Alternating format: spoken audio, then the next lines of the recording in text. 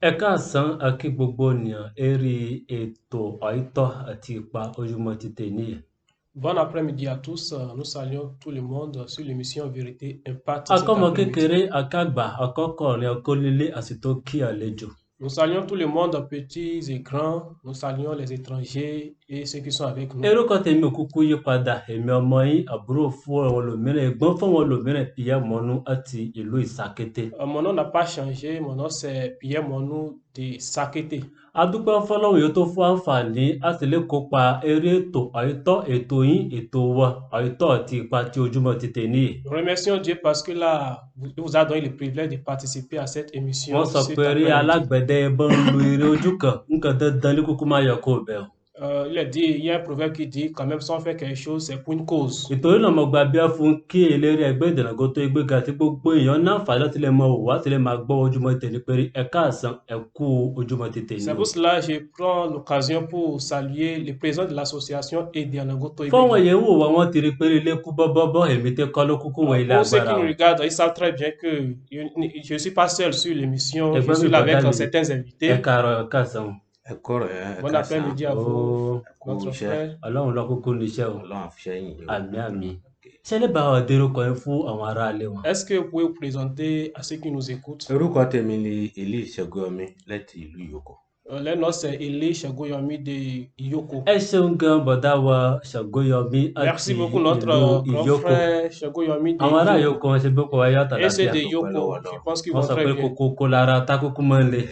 Ẹ ṣeun gan bọ̀dá wa ẹ káàsán o. Notre grand frère, bon après-midi à vous. Gbogbo àwọn aráalé wọn. Et Àlàáfíà la ni maisonnée. Ẹ bá wa dérúkọ yẹn fún àwọn ìyàwó Est-ce que vous pouvez Ojúmọ́ vous ti tèní. présenter à ceux qui nous écoutent Ẹ et qui ṣeun nous gan mọ́ kí regardent? gbogbo àwọn èèyàn náà fọ̀nà àti ẹ̀yin gbọ́ wa ó sàn ti tèní. J'ai saisi l'occasion pour saluer ceux qui nous regardent. Orúkọ tèmi ni Odù Janvier mo jẹ́ ọmọ bíbí ìlú Ìsakété. Le nom c'est Odo Janvier de la commune de Sakété. Bẹ́ẹ̀ bá ti ń gbérò kan yẹn ti mọ̀ pé ọmọ Nàgó àtàtà ọmọ Nàgó ojúlówó ọmọ Nàgó ni bọ̀dá wa En jẹ́. écoutant les noms, vous allez vraiment savoir qu'ils sont vraiment Nago. Àwọn tí bọ̀dá wa èlé làmájọ po ètò tàárọ̀ yìí. Donc c'est les deux frères qui vont bouger l'émission de cet après-midi. Bọ̀dá mi yóò wọ ẹgbẹ̀mí àwọn ilé olùtúmẹ̀dẹ̀ ṣẹlẹ̀ bá mi dérò kan yẹn fún àwọn ìyẹ̀wò wa ti ń gbọ́. Orúkọ tèmi ni Emmanuel Ọláfámọjẹ́ ọmọ bíbí ìlú Ìsakété. Ẹ ṣeun gan àtẹ̀mí àtàwọn àti gbogbo yìí yóò wọ ilé làmájọ jẹ̀mú láyọ̀ jẹ́ ètò ti ọ̀sán yìí ètò Òtítọ́ àti Ipa. Donc c'est ensemble avec vous qui nous regardez aussi que nous allons vraiment prendre part à cette Wọ́n sọ pé ọmọ émission. ojúmọ́ kan ṣo ọ̀rọ̀ kan ṣo ọmọ ojúmọ́ kan ṣo èdè kan ṣo lọ́wọ́ kókó jẹ́ èyí sì tó mú wọn fún Ojúmọ́ ti tèní. Qu'est-ce qu'on vous a apporté cet après-midi? A máa sọ ipa òwe Nous voulons vous parler des proverbes. òwe Des proverbes. bọ̀dá wo odù Notre grand frère Odo. Adarí ètò ẹ̀ka ẹ ó kalẹ̀ owó. kán máa ń pe òwe. Qu'est-ce qu'on appelle proverbe selon vous? Ẹ ṣeun gan adarí ètò mọ̀tò náà Merci fani àti beaucoup, kí animateur. bàbá Ọ̀yọ́ ọjọ́ kó Oui, àti je iná salue yẹ aussi ẹgbẹ́ mon ètò second ẹ̀ka rẹ̀. invité et vous aussi qui avez organisé cette émission. Wọ́n ti ń gba bá ti kí ẹgbẹ́ ìdènàgó tó Et yẹ je ẹ̀ka prends rẹ̀. aussi l'occasion pour saluer aussi l'association Edianago Toibegi. Wọ́n kú iṣẹ́ takuntakun. Pour les bravoures, les zèles, pour l'œuvre. Àwọn àgbàlagbà náà ló kóra aṣọ péré bí ọmọ kékeré ọba bá ìtàn. Nos ancêtres ont dit, lorsque ben, c'est moi, lorsque l'eau, les enfants ne trouvent pas l'histoire, quand même, doivent quand même écouter les arrobas. Òwe náà lọ́wọ́ ẹ̀nà gólà. Là, A máa ń c'est- wòye agbọ́ c'est- ipa c'est un proverbe iná Nago. àrọ́bà yẹn ń sọ fún wa, a máa ń sọ òwe. Lorsqu'on parle de proverbes, Gbólóhùn gúgú kan lọ yọ ọ wá ní ìtẹ̀síwájú rẹ̀ lọ́wọ́ gé kúrú. c'est un long mot. Avec le temps, ça a été écouté. Èpè àwọn pé òwe Lorsqu'on parle de proverbes, c'est comme quelque chose qu'on a emballé. òwe On a emballé la chose. òwe la ìbẹ̀rẹ̀. Au début, c'était quelque chose qui veut dire emballer. Àmọ́ ìtẹ̀síwájú lọ́wọ́ di Mais òwe. avec le temps, c'est devenu proverbe qui veut dire òwe òwe en ohun argot. yẹn wá wé. Donc, c'est quelque chose qu'on a emballé. Òun náà lè pàtàkì túmọ̀ ọba òwe a máa sọ òwe jáde wọ́n gbọ́dọ̀ tú. Donc, lorsque, par Tó ń pe exemple, wọ́n wéré là. Wọ́n wé nílà, lorsqu'on dit un proverbe, c'est quelque chose qu'on doit décoder. Est-ce Donc, c'est quelque chose que- qui est codé, qu'on doit décoder. Ẹ̀gbọ́n wa Odù Babátúndé Merci Janvier. beaucoup, notre grand frère Odo Ọ̀dà wa ẹ Babátúndé kalẹ̀ o. Janvier. Wọ́n sọ pé bí ọba kúkú nídìí obìnrin jẹ́ kúmólú náà sọ. Il a dit que quand même, toute chose a une cause. Òwe lọ́sẹ̀ rẹ̀. Òwe lọ́sẹ̀ rẹ̀ Òwe dẹ̀ C'est un sọ. proverbe, c'est un proverbe. Adarí ètò ká ẹ̀ ń jòwé fún ẹni. Donc, notre invité aussi est en train de nous donner certains proverbes Kí déjà. ni ìdí yọ fún yẹ kí lè wúlò òwe? Quelle est l'utilité des proverbes? selon vous? Mo kí adarí ètò. Je salue Ẹ kú iṣẹ́ déjà, Ọlọ́run á ràn je yín lọ́wọ́. salue Mo sì kí l'animateur gbogbo ẹgbẹ́ ètò et je salue Ẹnẹgó aussi pé les membres de iṣẹ́ l'association ìwọ̀n et tí de la apá Goto Bega. kọ̀lélẹ̀ Le wọn. travail là, il Gbogbo sera àfojúsùn wọn ni toujours wọ́n débẹ̀ debout. pẹ̀lú ayọ̀. Ils Àwọn seront náà sì pilẹ̀ rẹ̀ infatigables. náà, àwọn náà ni máa jàǹfààní Et ceux qui ont ìṣẹ̀lẹ̀. débuté le travail vont aussi terminer ça. Ní ilẹ̀ Yorùbá àti Ẹnẹgó lápapọ̀. Lorsqu'on prend le territoire Nago et Yoruba ensemble, Òwe jẹ́ ohun pàtàkì kan, ó jẹ́ atọ́nà. le proverbe est quelque chose qui trace le chemin, c'est pour conseiller. Láti pe òyìn ṣàkíyèsí. C'est pour éveiller la conscience de quelqu'un. Ìgbà mìíràn bóyá bẹ́ ń ṣìnà, òwe lè mú padà Lorsque wá. quelqu'un est en train de dérailler, le proverbe peut ramener la personne à l'ordre. Nígbà mìíràn, Parfois, bí òyìn bẹ́ mẹ́tí ohun ṣe. lorsque quelqu'un veut poser Ní ti un ń mauvais kọjá acte, yìí, lorsque wọ́n la fò personne est en train de ìṣàkíyèsí. dérailler, on peut ramener la personne, éveiller sa conscience. Iná òwe Dans les proverbes, a ti lè sọ fóònù on peut dire à quelqu'un, kíní yóò mẹ́tí lẹ́wọ̀ ce que tu veux faire là, ní sùúrù dáná. patiente-toi un peu. Láti bẹ́ẹ̀lì ìtàn ti máa ń jáde. C'est pas là que Pé découlent ó ní les ó ṣeun histoires. bẹ́ẹ̀ lọ lọ Non, c'est gbàgbé pas là que découlent les histoires des expériences des autres. Donc, òwe jí ìpènisẹ́ kíyèsí. Donc, lorsqu'on parle de Láti proverbes, c'est tọ́ni pour sọ́nà. éveiller la conscience de quelqu'un qui est en train de dérailler. wọ́n sọ pé ṣe bí ẹ̀kúkú rí ẹ̀yin náà ti ibi yé kọ́ ìpolókọ rẹ̀ àmágbin àmágbin tu sí Ìtú ti lálẹ́ o. àbí ewúrà sí etú ti lálẹ́ o bẹ́ẹ̀. Là, on veut planter le yama quand il pas poussé là. ẹ̀rí pé bàbá bọ̀dá wọn ti ṣètúmọ̀ Vous voyez déjà ce que notre frère nous a déjà dit. Nous avons déjà dit quelle est l'utilité des àmà lọ sí proverbes. agbami òwe gangan. Maintenant, nous voulons aller maintenant dans la profondeur des mo gbọ́ pé proverbes. ẹ ti ṣiṣẹ́ pa òwe pípọ̀. J'ai appris que vous avez déjà travaillé beaucoup sur les proverbes dans l'association et dans le groupe. Vous pouvez lancer un proverbe à ceux qui nous regardent et nous écoutent. Ẹ ṣeun gan darí ètò Merci ọ̀rítọ́ beaucoup, ni mo yẹn animateur. sọ ẹ ti dé. Vous n'avez pas menti, on fait Ẹgbẹ́ déjà du Ìdẹ̀nàgó travail par Gbéga ó rapport ti aux jẹ́ proverbes. pípọ̀ yípa àwọn òwe. L'association Ìdẹ̀nàgó Gbéga a déjà fait beaucoup de travail par rapport aux Òwe jẹ́ proverbes. ohun ní àwọn àgbàlagbà yẹn wọ́n sì gbọ́dọ̀ gbé lọ. Òun ló padà gbé Les náà fi proverbes ṣiṣẹ́. n'est rien d'autre que des patrimoines de nos ancêtres. Iná òwe náà àgbàlagbà ló tó pèrò aṣọ péré. Parmi ces proverbes, nos ancêtres ont donné des proverbes en disant Wọ́n pe bí ilé bá dá, lorsque la maison est vide, adẹ́tẹ̀ka ẹ̀ á rìn àtò yàn. le lépreux aussi là, il peut quand même marcher. Bílé bá dá, il peut marcher avec. Il peut marcher orgueilleusement. Adẹ́tẹ̀ á rìn àtò yàn.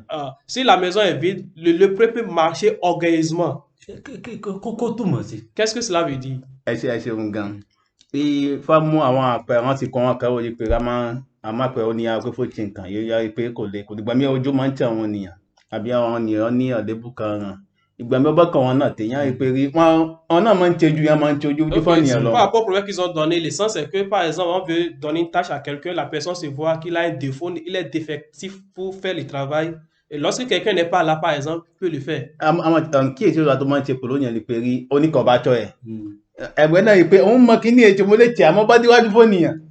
Àtìlẹ́tẹ̀ náà ni ìmọ̀ nira. L'autre sens c'est qu'il y a d'autres personnes qui ne peuvent pas agir en public, mais lorsque les autres ne sont pas là, ó bá kọ̀ ọ̀rọ̀ náà tẹ̀ wọ́n náà máa ń lorsque la personne est seule, il est capable de faire ce qu'il ne pouvait pas faire. ẹ ṣeun gan Merci beaucoup, notre ẹ bá ojú òwe kọjú fún àwọn ará rẹ. Notre frère Eli lancé aux auditeurs un Àwọn proverbe. Yorùbá, àwọn Ẹnẹgó, Les Nago disent, ọ̀pọ̀ ọ̀rọ̀ ni wọ́n máa ń gbé gba inú òwe. il y a plusieurs choses qui disent par des proverbes. Gẹ́gẹ́ bí mo ti sọ pé atọ́nisọ́nà ni àti ìpènisẹ́ Comme je kejì. l'avais dit, les proverbes sont là pour nous tracer Yorùbá le máa chemin, sọ pour nous pé conseiller. afẹ́ ajẹmẹ́ àfẹ́ ayó tí ń fúnni lóko jẹ́ ọ̀pẹ̀rọ. afẹ́ ni Afẹ́ ajẹ afẹ́ ajẹ má fẹ́ ayó má fẹ́ ọyó ní ń fúnni lóko jẹ́ ọ̀pẹ̀rọ. ní mo ń fọ́ ni oko ìdí ọ̀pẹ̀ ro Bẹ́ẹ̀ni. kó túmọ̀ sí. Quel est le sens de ces proverbes? Ìtumọ̀ rẹ̀ ni pé ònìyàn ẹ̀rí ó wẹ̀ pẹ̀lú yín. Vous voyez la personne Ṣùgbọ́n bó avec ṣe wẹ̀ pẹ̀lú yín bí ṣe ń ṣe pẹ̀lú yín. la manière dont la personne se Tí comporte ń rí avec pé vous. rí àwọn jọ wẹ̀ pọ̀. Selon vous savez que vous êtes ensemble avec la personne. Gbogbo ohun èèyàn bá jẹ́ ohun yóò lè mú ìgbéga ìbí lìbẹ̀. Mais la personne- yẹn fún má dáwẹ̀. Mais la personne n'aime pas votre évolution. La personne n'aime pas que vous évoluiez. kọ́ fa ẹ̀fù tsòrò ọ̀ tẹ̀lé mọ̀ ro oko ìdí ọ̀pẹ̀. Pourquoi Òun ni c'est pé rí bí un ọ̀pẹ bẹ́ẹ̀ problème ṣe ìjìn de sacler lékè gbogbo les ẹbẹ̀ herbes rò qui sont aux orí alentours yọrí. des palmiers? Torí náà ni ó dàbí pé òyìn wẹ̀ lábẹ́ fónìyàn ẹ̀ ń ṣiṣẹ́ ó yẹ fún máa gba ẹ̀pò kan. Ó ń fún lókun pọ́n. Ó mọ̀ pé iṣẹ́ ó ṣe ọ́ tọ́ fún láti gbẹ̀pò kan. C'est comme si la personne est en train de travailler avec Ìbáṣe ń toi fọgbọ́n et tẹ mọ́lẹ̀ kó má tu lè ne lui donnes ní pas de ìdàgbàsókè. rémunération qui soit propice à ce que la personne est en train de faire. èyí ara lè wọ̀n ṣe bí ẹ̀ ń bá ọ̀fọ̀pọ̀lọ máa bá Est-ce que vous êtes en train de nous regarder, rí de ọ̀rọ̀ voir àti àlùmọ́nì yóò wò ní ìdènà. Est-ce que vous voyez déjà la richesse de nos mots? Wọ́n sọ pé rí afẹ́ àjẹ má fi ayọ̀. má fẹ́ yó òun ní fóònù oko ìdí ọ̀pẹ̀ ẹ̀rọ lọ́ba tẹ̀gbìn nǹkan ọba tẹ̀gbìn nǹkan síbẹ̀ kò ní ṣiṣẹ́ torí pé ìjíniwọ̀ abẹ̀rẹ̀ bọ́dá odò Notre tẹ́lẹ̀ bá frère ojú òwe kọjú. est-ce que vous pouvez lancer Oh, encore un allez. proverbe à ceux qui nous regardent actuellement? ẹjọ́ fún tó ti bàbá bá wọn.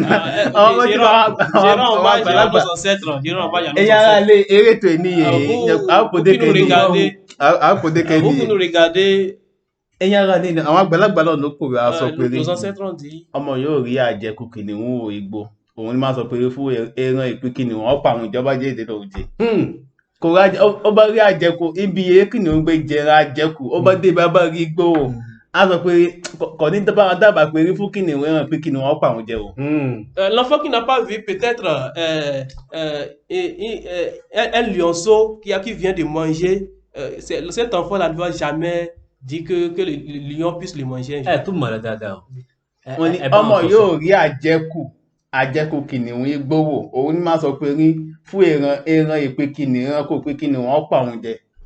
L'enfant qui n'a pas vu le lion, c'est que le lion vient de manger là. Le reste de ce que le lion a mangé, c'est cet enfant-là qui ne va pas dire. Qui va dire oui, qu'un animal comme le lion. comme le lion le mange. mange. Exactement, c'est ça. Merci beaucoup. Òun gangan rẹ̀. Kí ni tó mọ̀ rẹ̀? Descends s'il vous plaît. ẹ ṣeun gan ọ jẹ òwe yìí àgbàlagbà máa ń pa fún ọmọ eke máa ń fẹ́ lò gbóyà bá fẹ́ lò gbójú. C'est un proverbe que nous. ọ ìtọ̀ abẹ́rẹ́ náà lọ bí àmọ́ tó yẹ Que les parents lancent à leurs petits ìrí enfants. kan ọba rí yóò mọ ọba jíun yé àwọn ìyá rí ọba fojú rí wò ọ ní dábàá pé rí ọ ní máa dábàá gbọ́ sókè wá pé fún ẹranko pé Donc les parents disent aux enfants que ce que nous on a vu là, ce qui a vu ça là, ne va pas faire le gros dos comme ça. ẹ kí gbogbo ara ilé. Nous saluons ceux qui nous regardent. ni pé òwe Lorsqu'on parle ní ilẹ̀ nẹ̀gó ilẹ̀ Yorùbá chez les òwe Nagos, atọ́nà ni c'est wọ́n ní pour placer ọgbọ́n ọlọ́gbọ́n kì í jẹ́ àpè àgbàlagbà wéré Ọgbọ́n ọlọ́gbọ́n kì í jẹ́ àpè àgbàlagbà kí ìjọ̀fọ́ pé àgbà ìwé rẹ̀. La sagesse de l'autre ne peut pas nous amener à dire à un âgé qu'il est fou.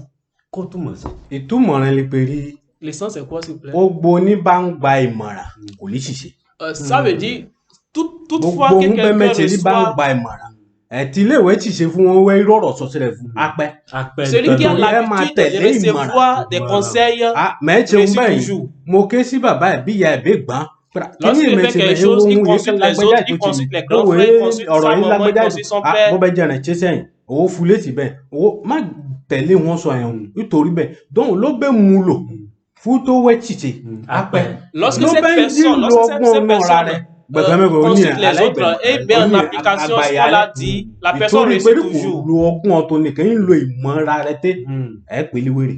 Lorsque la personne se concentre sur sa sagesse, ses conseils propres à lui, la personne là est Eré une tàbí personne ẹ̀dẹ́sẹ̀ folle. ẹ bá mi ẹ fún mi òwe kan tó yọ ní iná wọ̀nà rẹ̀. ìyẹn náà wọ́n ní. À l'état où Torí pé nous ẹ ti sommes jíjẹ́ pa actuellement, òwe pípọ̀. à l'état Iná où nous wà. sommes, je viens un proverbe dans lequel il y a le feu dedans. iná Oui. hàn pé bí náà bọ́ tẹ rí ẹ̀jẹ̀ ìtẹ̀yìn kan náà Bí náà ò bọ́ tẹ́ rí ẹ̀jẹ̀ ìtẹ̀yìn ẹ̀jẹ̀ kan ìtàn ìkan náà. Lorsque les poux, parce que les nains dont on veut parler, c'est poux au niveau des cheveux. Donc, s'il y a toujours des poux au niveau des cheveux là, il y a toujours du sang aussi au niveau des Kó ongles. túmọ̀ sí. Du sang, ẹ̀sùn s'il vous gan plaît. ọjọ́ òwe yìí àwọn bàbá wọn máa ń pa ìgbéyàn bá ní ìṣòwò àìpé ìṣòwò náà tán ìpẹ́ ọ̀nà ìyàn kan máa tún sọ́ọ̀tún wọn máa tún sósì sí kò ní tàn wọn máa pẹ́ iná ò tán eré Ìjọba kò ní tán ìkan ní náà. ìkan náà gbọ́dọ̀ a pa. máa tẹ pé ìwé ń lé ọba tó yìí ìwé ń lé kò ìdúró àwọn náà tó máa tọ́ sáré Donc, lánàá. tant qu'il y a des problèmes, on ne va pas s'arrêter. On doit toujours quand même se tracasser, persévérer avant que les problèmes ne disparaissent. Ẹ gbọ́ mi mo tọ́ kọjá sọ́dọ̀ fún yàn. Je viens encore à vous, mon frère. Yorùbá náà ló pọ̀ ẹ̀ wọ́n lé ojú ọ̀run tẹ̀yẹ fò lẹ́ẹ̀fẹ̀rẹ̀ kara. Ojú ọ̀ràn tẹ́yẹ fò ọ̀yẹ̀ fọ̀rọ̀ kẹrẹ. Le proverbe dit que le ciel, là, ça suffit aux oiseaux.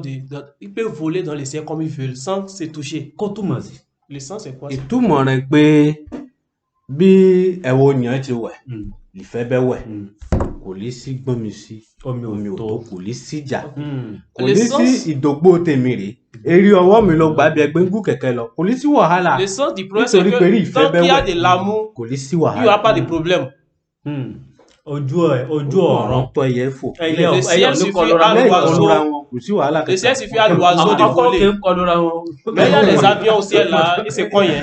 ònìyàn ní gidi ọkọ kẹ C'est parce que c'est l'homme qui guide aussi, c'est l'homme qui pilote donc aussi èyí bí ẹ l'avion. ṣe ń gidé rẹ yẹn ló bá jẹ́ pé rí ò bá jẹ́ pé rí irinṣẹ́ wẹ ní pòblẹ́mù ẹ jẹ́ pé ẹ̀wẹ̀ yìí ń gidé rẹ yẹn ló fẹ́ fún wàhálà fún dáwà tiwa C'est en fait, c'est dáwà l'homme, le pilote là, c'est lui qui veut faire des problèmes. Sinon, Àbójú ọ̀ràn normalement kúkú là, tẹ̀yẹ kò já. lẹ́ẹ̀fẹ̀rẹ̀ normalement le ciel là, ça suffit à l'oiseau de voler facilement. ẹgbẹ́ ìdàrẹ́gó tó igbe kan ti tẹ̀rẹ̀ ẹgbẹ́ òmìnira ti tẹ̀rẹ̀ La société de côté est en ojú train de faire ce ọ̀ràn qu'il ó peut tẹ̀yẹ faire. fọ ìtọ̀ Oui, kọ́tọ̀ le fà yẹn ciel, pé ça suffit àwọn vraiment ọmọ à ti gbọ́ mi l'oiseau sí de voler. omi ò tó ọ̀tẹ̀mí mọ́lẹ̀ ọ̀tẹ̀mí Pourquoi on doit mọ́lẹ̀ quand même se dire, tu m'as fait ça, tu m'as piétiné, pourquoi on doit se dire ça chaque fois?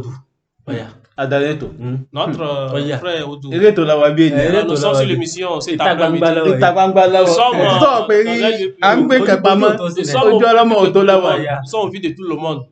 àwọn àgbàlagbà náà tó pè wá sọ pé rí Nos ancêtres ont encore donné un proverbe. wọ́n ní oníyàn ogún yẹn kalẹ̀ Celui qui a pilé des liams, ìyẹn ogún yẹn kalẹ̀ á júbà ọbẹ̀ il doit rendre hommage à la sauce. ó ní ó bó gúnyán kan lẹ̀ ẹ̀ ọjúbà ọbẹ̀ á Celui qui júbà a, ọbẹ̀ qui a pilé les yams, et les yams est déjà prêt là, il doit rendre hommage à la sauce. kó tó mọ̀ á júbà ọbẹ̀ L'essence c'est quoi? ọyìn máa kọ́ túmọ̀ wẹ́ náà tán náà ọyìn nọ́bẹ̀ ọ̀f máa jẹ yẹn alàgún yẹn kalẹ̀ á ń de ọbẹ̀ ọ̀dọ̀ ẹ ìgbẹ́ ẹ̀ ló máa mọ ìwúlò ọbẹ̀ pé ọbẹ̀ ṣe pa ẹ gbọ́ sókè fọ́bẹ̀ ẹ gbójú bàbá ọbẹ̀ ẹ gbójú fàbọ̀ bẹ̀ ọbẹ̀ L'essence, kábíyèsí rẹ̀ o kábíyèsí rẹ̀ répétez ça s'il vous plaît.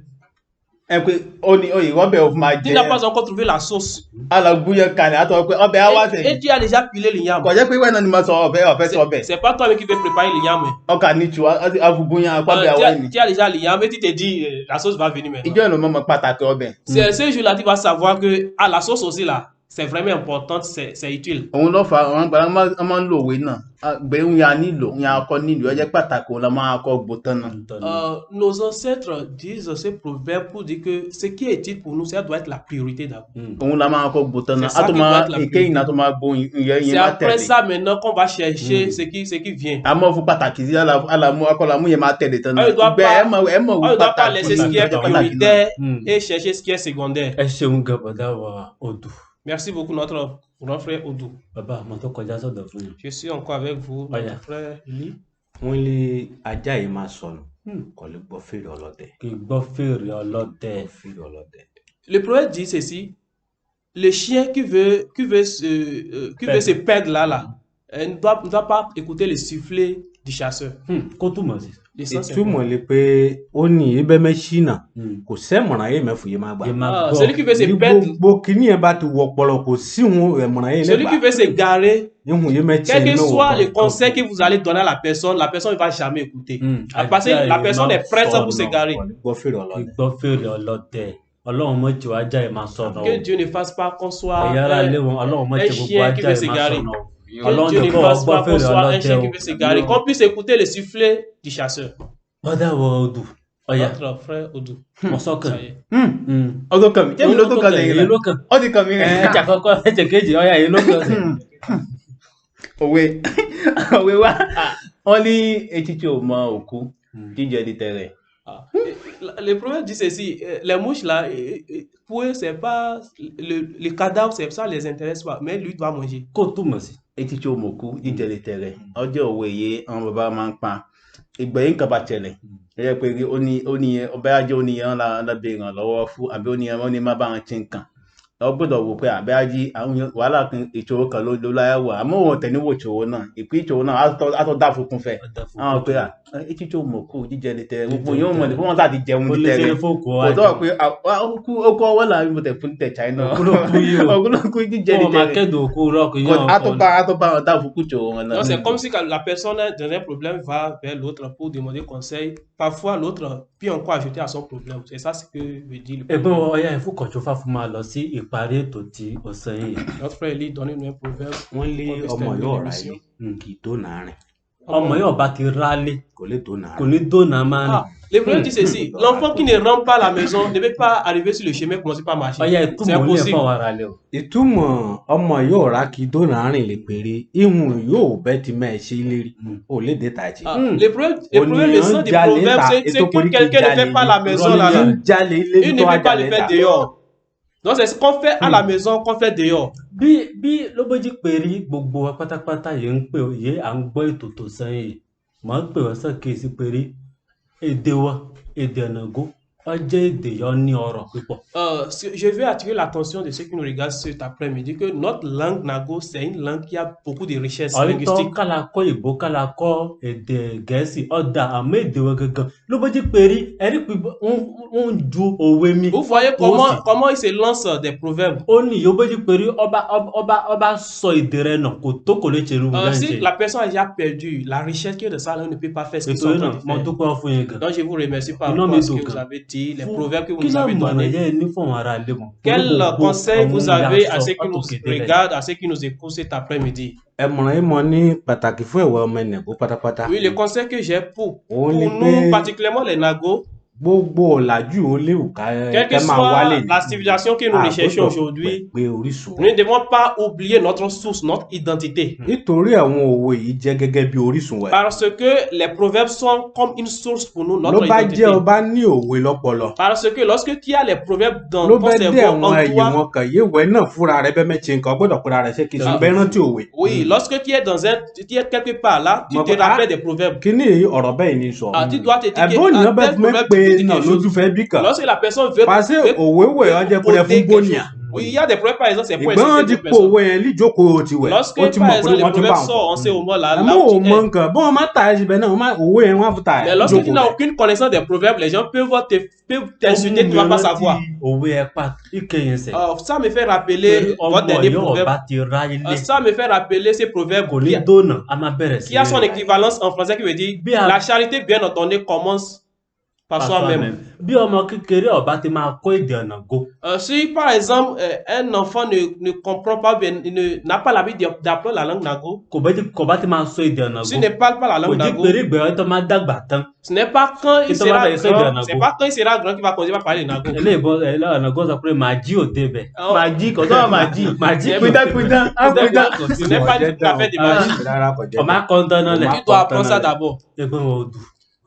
kẹ́hìn ní a máa sọ fún àwọn ará ilé. Notre Ẹ ṣeun prof, gan, David, qu'est-ce que vous mo avez kọ́ à dire à nous? wọn kọ kí bàbá wa Nos tọ̀nà auditeurs. yà pẹ́ fún wa yà pẹ́ fún wa nítorí ní láǹfààní láti pe pàtàkì àwọn ọ̀dọ́ sí àkíyèsí. Donc je prends cette occasion pour lancer un appel à nos jeunes. òwe jẹ́ àwọn ohun ọjẹ́ àlejògùn owó àlejògùn ilé àtọ́lẹ́jògùn òwe náà ká ọjà àwọn ọ̀rọ̀ Oui, ìdánimọ̀ on peut hériter des biens matériels, on peut aussi hériter des proverbes. nítorí ní ń pè àwọn ọ̀dọ́ Donc ijó ìjẹ́ torí j'ai lancé cet appel aux jeunes.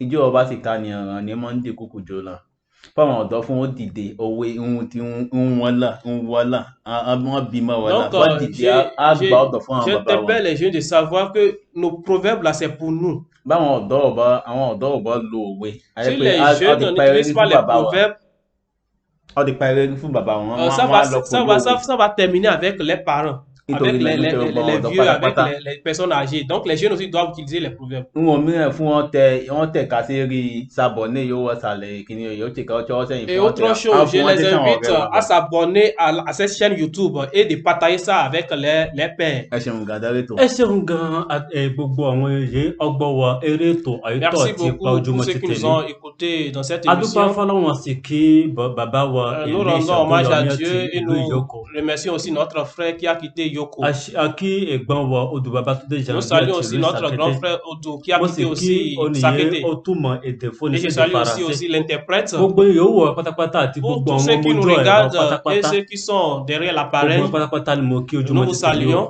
arípérí èdè ẹ̀nàgó èdè wẹ̀lẹ̀ Nous devons savoir que la langue Nago, c'est notre langue. ká sọmọ ẹgbẹ́ èdè ẹ̀nàgó tó igbe ga Rapprochez-vous de l'association wọ́n sọ Nago pé Tobega. àgbájọ ọwọ́ lè àfún máa ń Il a dit que c'est sọ àyà ensemble qu'on peut faire de grandes a choses. nílò ọmọ kékeré a sì nílò Nous àgbàlagbà avons besoin des petits, nous ìpa avons nílò besoin des ọkọ náà grands, la nílò nous avons besoin obìnrin des hommes, nous avons besoin owó des yẹ́yìn femmes. náà mọ̀ mú sọ̀hún. Si vous connaissez d'autres proverbes, vous pouvez mettre ça au niveau des commentaires tó wọ́n sur sọ la pé chaîne kíkọ̀ tó YouTube. dágbó ṣe ni wọ́n sọ. Il a dit qu'une seule personne ne peut pas tout faire. ẹ kọ̀wé tí náà síbẹ̀. Vous aussi, vous avez Tí des wọ́n fi proverbes, kọ́ vous pouvez ọ̀rọ̀ mettre náà. ça dans les láti commentaires. tó ṣàǹfààní fún yín. Ça peut aussi nous wọ́n sọ pé aider.